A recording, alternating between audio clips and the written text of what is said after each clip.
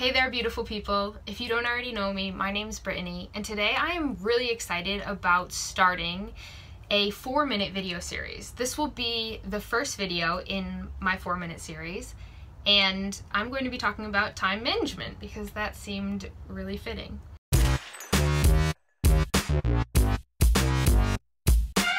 Time is super important to me, and freedom is super important to me.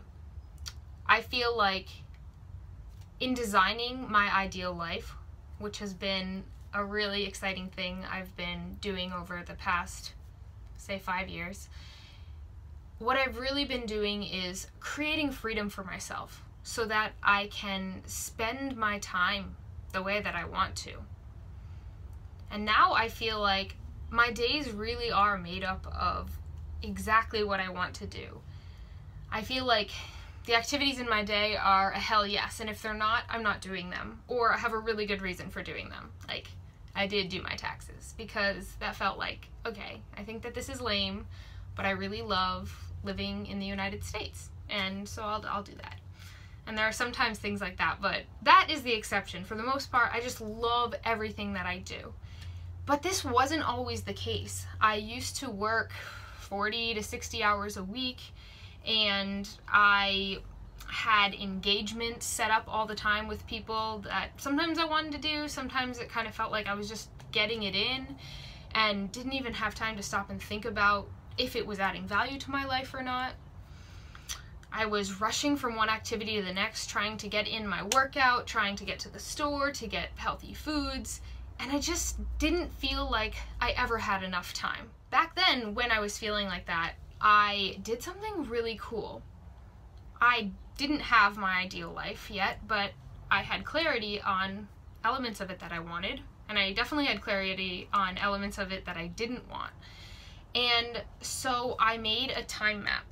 I committed to doing this for 2 weeks, diligently. Every hour I would mark where I was and what I was doing to see where is my time and energy really going. And either before or after that, I cannot recall, I created an ideal time map as well, thinking about, well, like in my ideal week, what would I spend my time doing? And it was really cool to have the two, to see the difference in between. And it feels like it really, looking back, I can tell that it really gave me like some concrete examples, a jumping off point to say like, oh, okay, I'm saying that it's really important to me to have self-time to relax and recalibrate, but I'm not making time for that in my day. Or, you know, let's look at the amount of hours that I'm spending in front of a computer, for example, and does that really go along with my ideal vision of my life that I want to be living?